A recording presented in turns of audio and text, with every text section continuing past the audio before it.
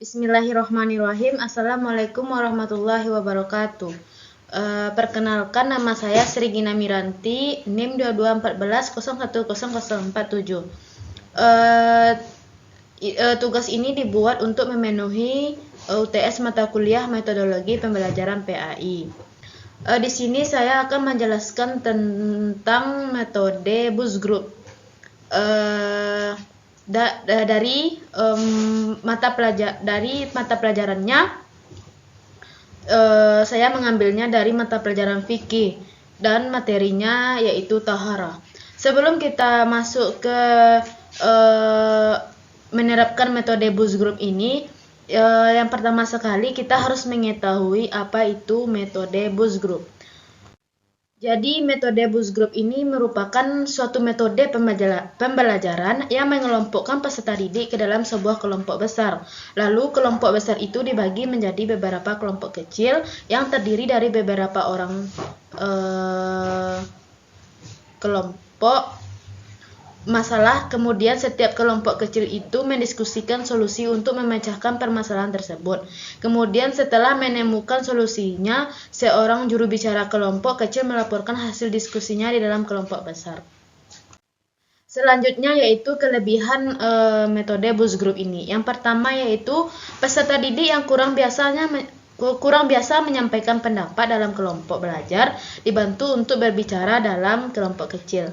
Yang kedua, menumbuhkan suasana yang akrab, penuh perhatian terhadap pendapat orang lain, dan mungkin akan menyenangkan.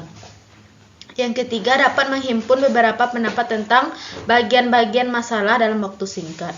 Yang keempat, dapat digunakan bersama teknik lain sehingga penggunaan teknik ini bervariasi. Kemudian lanjut ke kekurangan metode Boost Group ini. Kekurangannya yang pertama yaitu memungkinkan terjadinya pengelompokan yang pesertanya terdiri atas orang-orang yang tidak tahu apa-apa sehingga kekuatan kelompok tidak seimbang. Yang kedua yaitu laporan kelompok kecil tidak tersusun secara sistematis dan tidak terarah.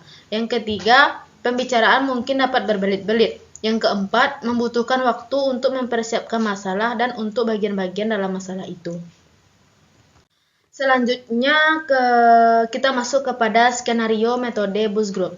Yang pertama yaitu pendidik mungkin bersama peserta didik memilih dan menentukan masalah dan bagian-bagian masalah yang akan dibahas dan perlu dipecahkan dalam kegiatan belajar. Yang kedua yaitu pendidik menunjukkan beberapa peserta didik untuk membentuk kelompok kecil. Jumlah kelompok yang akan dibentuk dan banyaknya peserta didik dalam setiap kelompok kecil disesuaikan dengan jumlah bagian masalah yang akan dibahas. Yang ketiga yaitu pendidik membagikan bagian-bagian masalah kepada masing-masing kelompok kecil. Satu kelompok membahas satu bagian masalah. Selanjutnya pendidik menjelaskan tentang tugas kelompok yang harus dilakukan dalam pembahasan Dalam pembahasan biasanya diberikan waktu 5-15 menit. Pemilihan pelapor dan sebagainya. Kemudian kelompok-kelompok kecil berdiskusi untuk membahas bagian masalah yang telah ditentukan para peserta didik. Dalam kelompok kecil itu memperjelas bagian masalah serta memberikan saran-saran untuk pemecahnya. Selanjutnya, apabila waktu yang ditentukan telah selesai, pendidik mengundang kelompok-kelompok kecil untuk berkumpul kembali dengan kelompok besar. Kemudian mempersilahkan para pelapor dari masing-masing kelompok kecil secara bergiliran untuk menyampaikan laporannya kepada kelompok besar. Yang keenam, pendidik atau peserta didik yang ditunjuk mencatat pokok laporan yang telah disampaikan. Selanjutnya, para peserta didik diminta untuk menambah, mengurangi, atau mengomentari laporan itu. Selanjutnya yaitu pendidik dapat menugaskan salah seorang atau beberapa orang peserta untuk merangkum hasil pembahasan akhir laporan itu. Kemudian yang terakhir, pendidik bersama peserta didik dapat mengajukan kemungkinan kegiatan lanjutan yang dapat dilakukan berdasarkan hasil diskusi. Dan selanjutnya melakukan evaluasi terhadap laporan tersebut. Selanjutnya di sini saya akan menampilkan metode pembelajaran Boost Group dengan mata pelajaran fikih yang materinya taharah.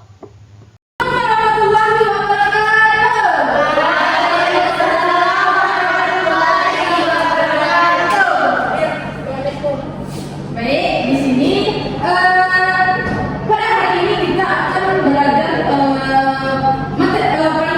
fikih yang judulnya hari ini kita akan belajar apa? Sebelum kita belajar, hendaknya kita membaca doa terlebih dahulu yang akan dipimpin oleh Isra. Oleh Isra, silakan. Baiklah teman-teman, mari kita berdoa bersama-sama. Berdoa mulai.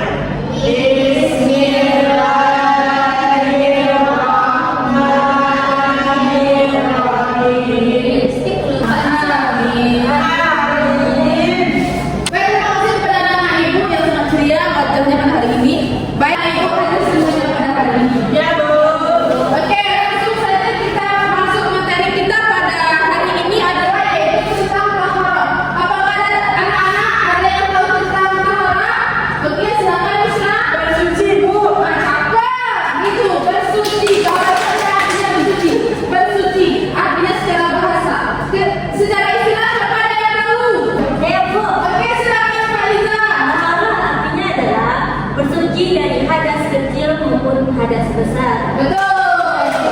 Ini dulu kepada Faiza. Jadi taharah itu secara bahasa artinya adalah suci. Secara istilah taharah itu adalah membersihkan atau menyucikan diri dari hadas maupun najis. Oke, selanjutnya kita